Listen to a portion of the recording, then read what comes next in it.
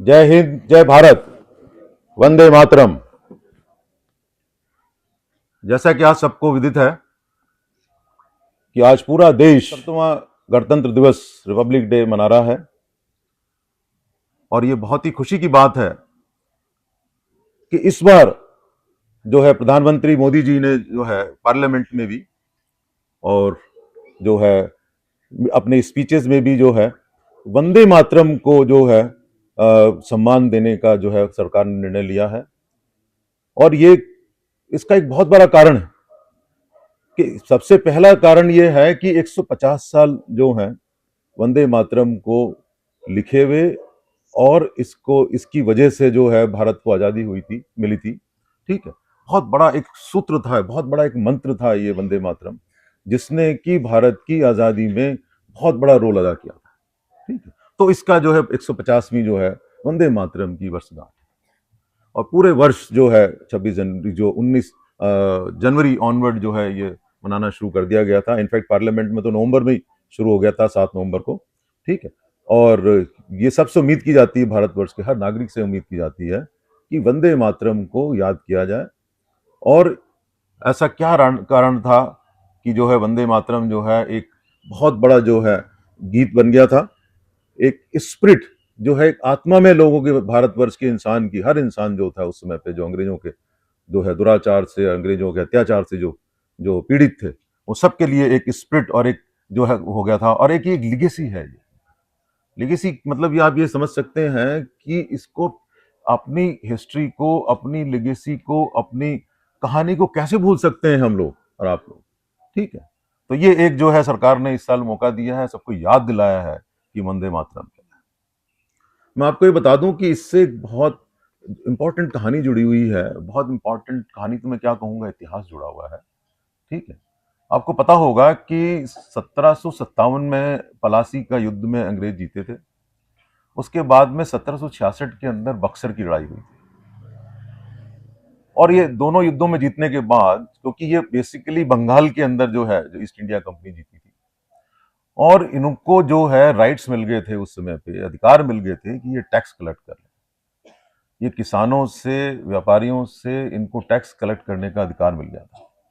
और जब किसी भी सरकार को या किसी भी इंसान को या किसी भी कंपनी को, ये तो कंपनी थी, ये तो प्रॉफिट के लिए आई थी, तो इन लोगों ने आपको क्या आश्चर्य, तो मुझे तो दुखद आश्चर्य लगता है कि जो उन्होंने टैक्स की जो रेट लगाई थी, उस समय लगाई थी कि 11 अगर हिस्से करेंगे तो 10 हिस्से टैक्स जो है जमींदार को देना पड़ेगा।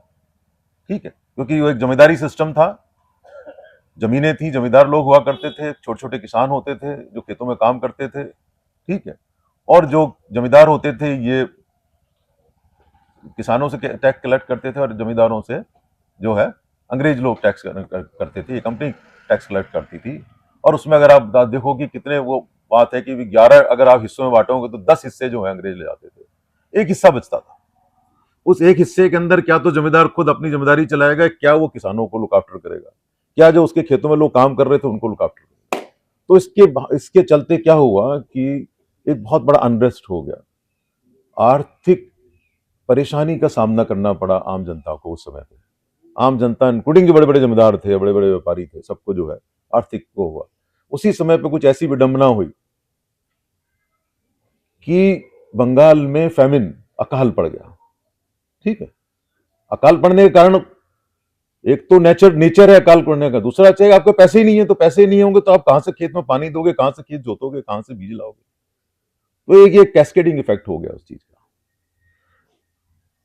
और उसमें एक और बड़ी अच्छी बात उस समय पे ये हुई कि जो भारत के अंदर जो सन्यासी लोग थे, जो साधु लोग थे, ठीक है, जिनका काम जो पूजा पाठ भगवान के को प्राप्त करने के लिए या अपनी आत्मा का भगवान से मिलन करने के लिए जिन लोगों का काम था या काम है, इन लोगों की आत्मा जागी और इन्होंने एक सन्यासी विद्रोह खड़ा किया।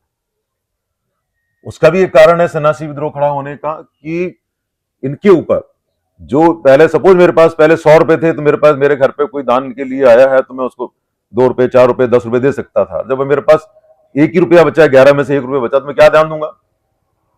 तो इन द बार्गेन क्या हुआ कि इन लोगों को, सन्यासियों को भी, साधुओं को भी, फकीरों को भी ये प्रॉब्लम आने लगी। ठीक है, और इन्होंने क्या किया, फकीरों ने क्या किया कि 1763 बोलते हैं, कुछ किताब कहती हैं 1770, ठीक है।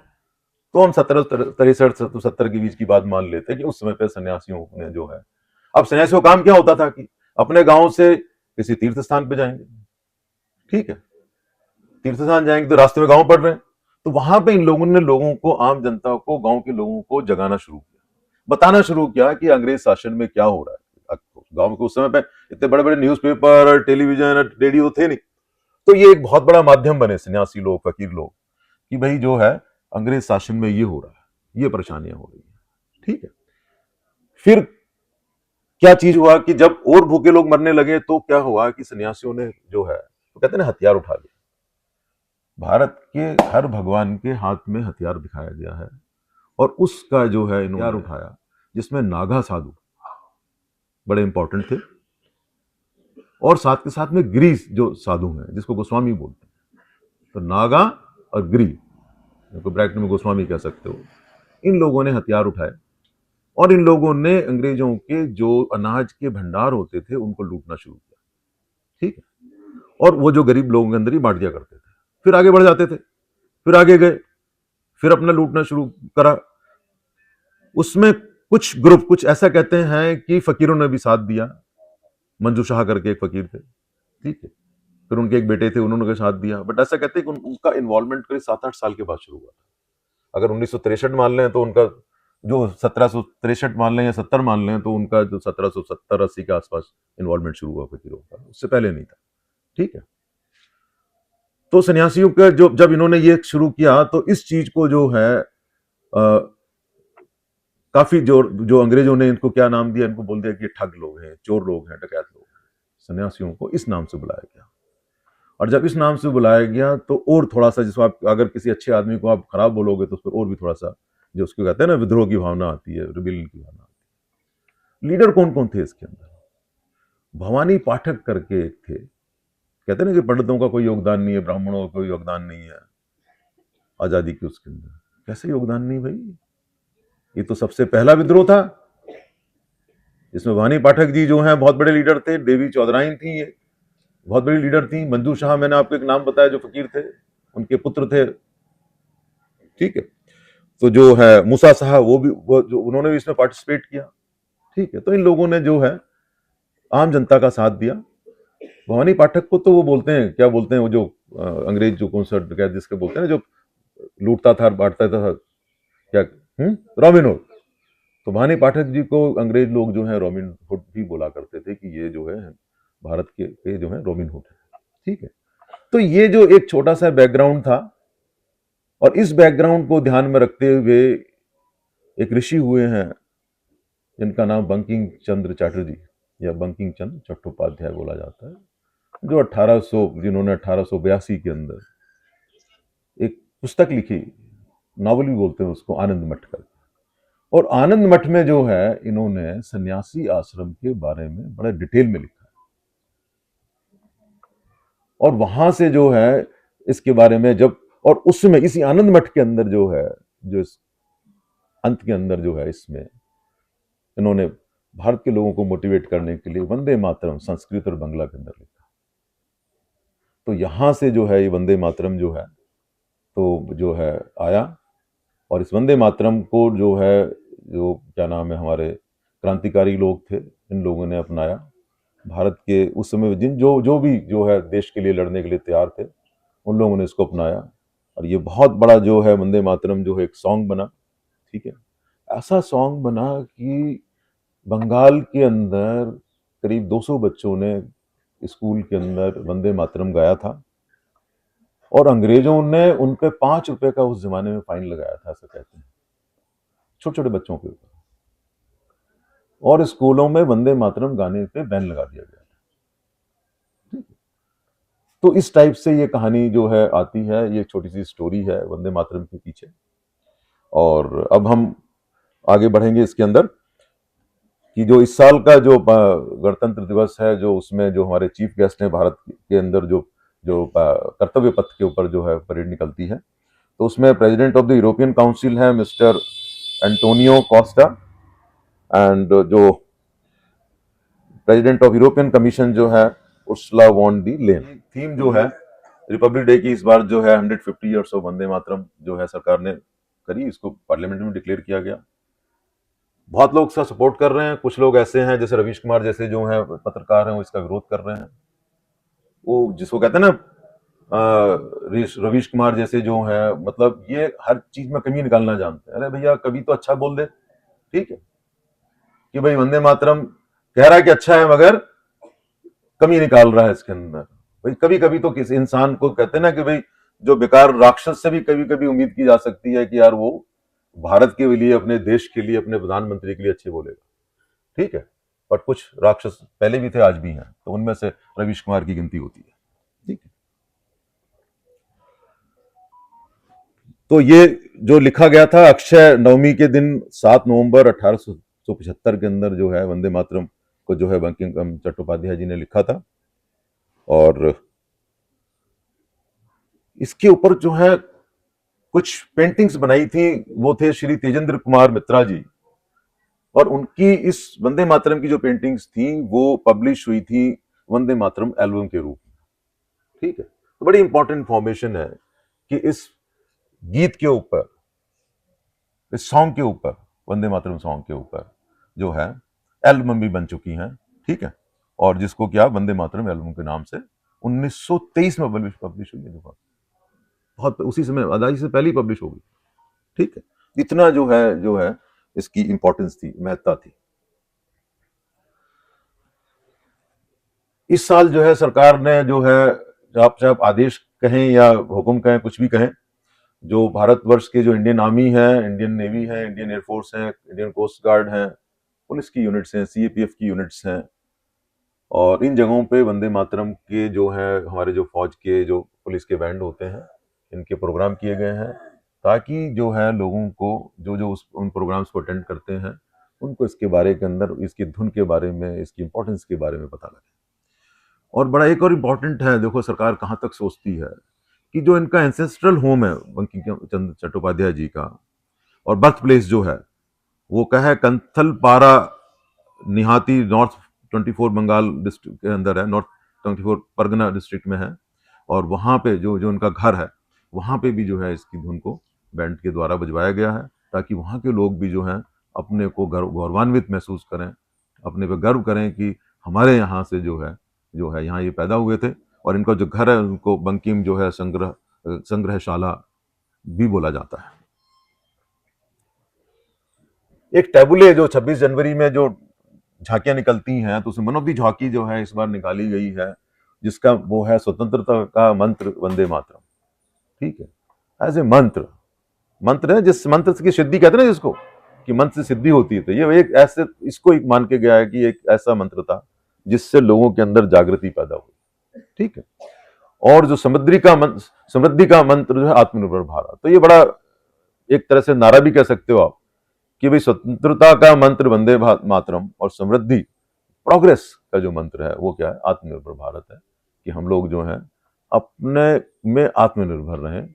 अगर आत्मनिर्भर रहेंगे तो हम किसी भी डिपेंडेंट नहीं रहेंगे। अगर हम अपने खुद अपना सामान बनाएंगे, खुद अपनी चीजें बनाएंगे, खुद अपने जो है हथियार बनाएंगे, ठीक है, खुद अपने पैरों पे खड़े हो जाएंगे। कहते हैं ना जब बच्चा बड़ा होता है, 18 साल का बड़ा हो जाता है, तो माँ बाप क्या सोचते हैं कि इसको आत्मनिर्भर होना जरूरी है, ठीक है। उसी हिसाब से जो है हम भारतवर्ष जो है, ये बच्चा बड़ा हो गया है, ठीक है, इसका 77वां जो है हम लोग जो गणतंत्र दिवस मना रहे हैं।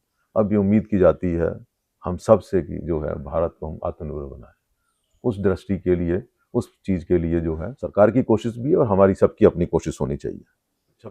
30 को जो कैश प्राइज दिया गया है, और जो करीब 200 लोगों को जो है 26 जनवरी की जो परेड है उसमें जो है आमंत्रित किया गया है। आपको बड़ा अच्छा खुशी होनी चाहिए कि साल जो सरकार ने जो इन्विटेशन कार्ड बनाए हैं लोगों को, गेस्ट के लिए, उसमें वंदे मातरम में जो थीम लिया गया है, बड़ी इंपॉर्टेंट चीज है। जो कर्तव्य पथ है उसमें भी वंदे मातरम के सॉन्ग्स गाए जा रहे हैं, दिखाए जा रहे हैं, टबले लगाए गए हैं, पोस्टर्स लगे हुए हैं, ठीक है।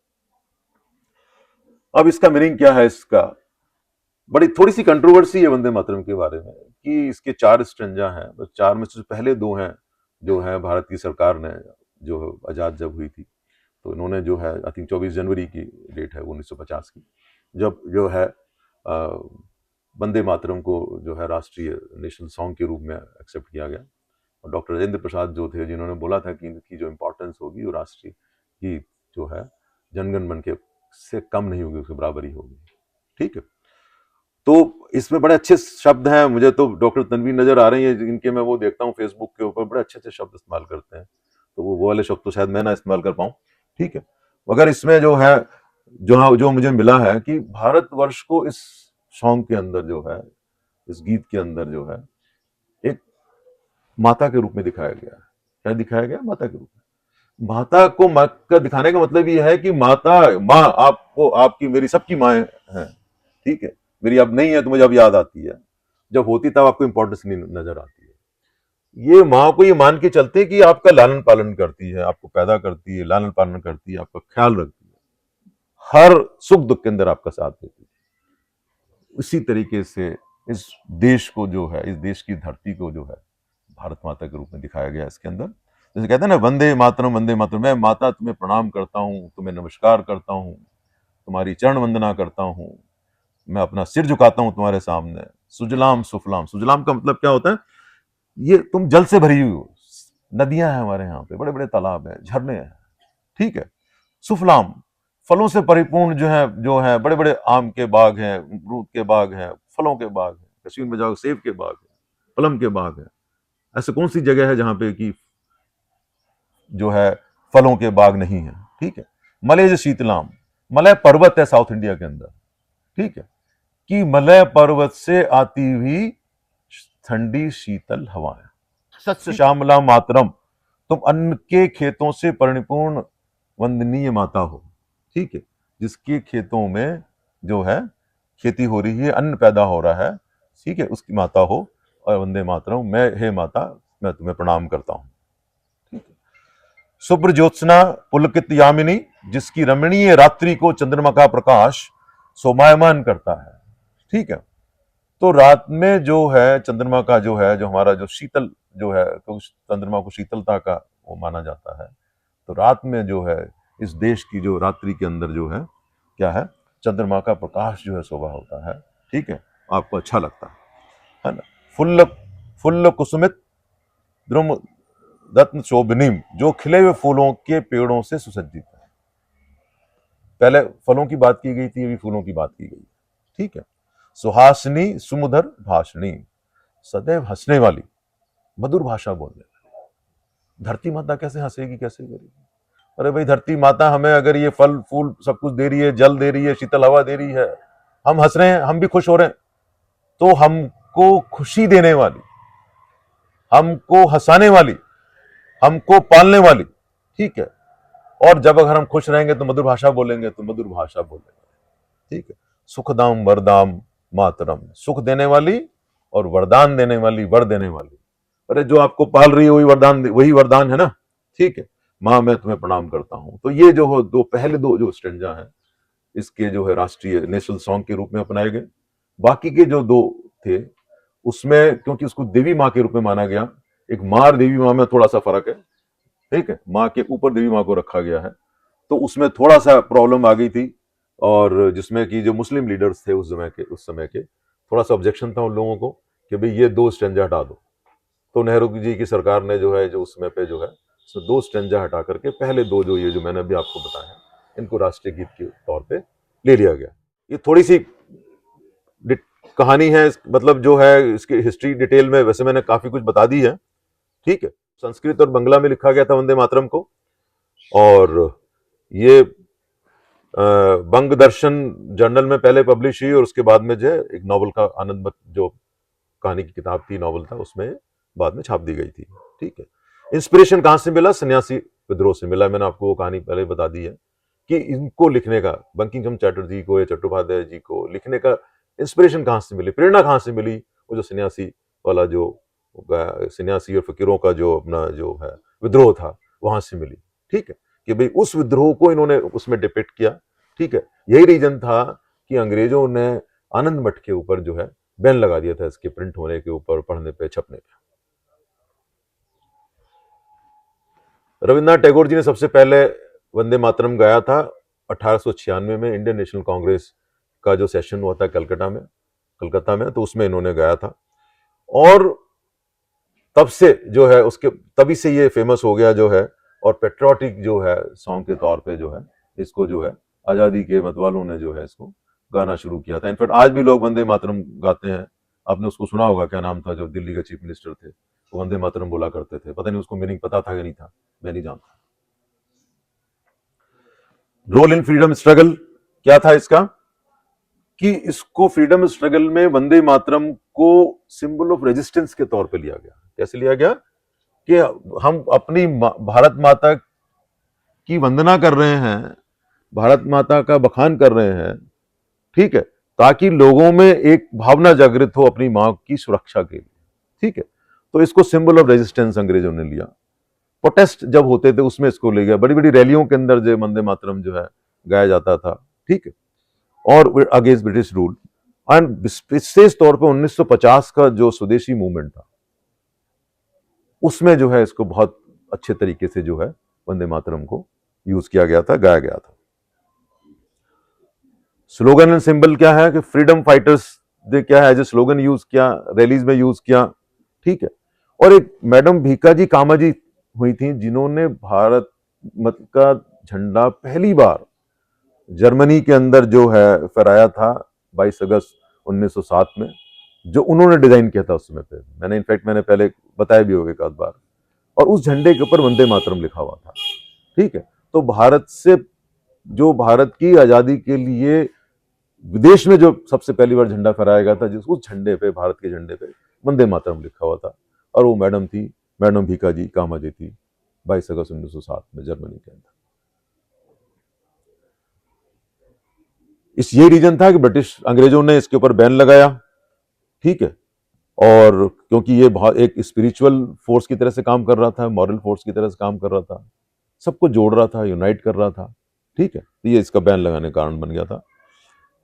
Jazz regards national status of Vande Mataram है, जैसे कि मैंने आपको पहले ही बताया कि 24 जनवरी 1950 को जो है भारत की सरकार ने जो है इसको नेशनल सॉन्ग के रूप में अपनाया था। और उस समय के जो तत्कालीन जो राष्ट्रपति थे जो है, उन्होंने इसको जो है डॉक्टर राजेंद्र प्रसाद ने जो है ये बोला उस समय पे बोला था कि भाई ये इंपॉर्टेंस जो है वंदे मातरम की जनगण मन के बराबर रहेगी, उससे कम नहीं हो सकती है। पता नहीं क्यों धीरे धीरे जो है पिछले 77 साल के अंदर लोग शायद थोड़ा थोड़ा इसको भूलते चले गए, ठीक। Significance, meaning and significance, Vande Mataram translates into I bow to the mother. मैन ऑलरेडी इसका ट्रांसलेशन या भावार्थ आप लोगों को बता दिया है कि ये भारत माता के लिए जो है प्रणाम करने का, उसको आदर करने का, सत्कार करने का, पूजा करने का, उसके सामने अपना सिर झुकाने का जो है बहुत बड़ा जरिया रहा है और रहेगा और आगे भी रहना चाहिए, ठीक है। और ये बेसिकली जो है capture the devotion to the motherland, आपकी जो मातृभूमि के प्रति डिवोशन को अट्रैक्ट करता है, ठीक है। And personified as a nurturing yet powerful goddess uniting people in their struggle for self governance, ठीक है। आज हम ये कह सकते हैं कि भाई इसको हम एज ए सेल्फ गवर्नेंस या सेल्फ प्रोग्रेस या देश की प्रगति के तौर पे अगर इसको हम चाहें तो आज इसको यूज कर सकते हैं। ये रीजन है कि शायद प्रेजेंट सरकार ने जो है वंदे मातरम को जो है शायद चूज किया है कि भाई लोगों को, आम जनता को मोटिवेट करने के लिए कि भाई वंदे मातरम के नाम पे, भारत भूमि के नाम पे जो है समृद्ध भारत जो है उसकी तरफ बढ़ने के लिए संकल्पित हों, ताकि हम लोग जो है आत्मनिर्भर बन सकें, ठीक है। और इसके साथ ही जो है मैं अपनी वाणी को विराम देता हूँ। जय हिंद, जय भारत, वंदे मातरम, वंदे मातरम, वंदे मातरम। धन्यवाद।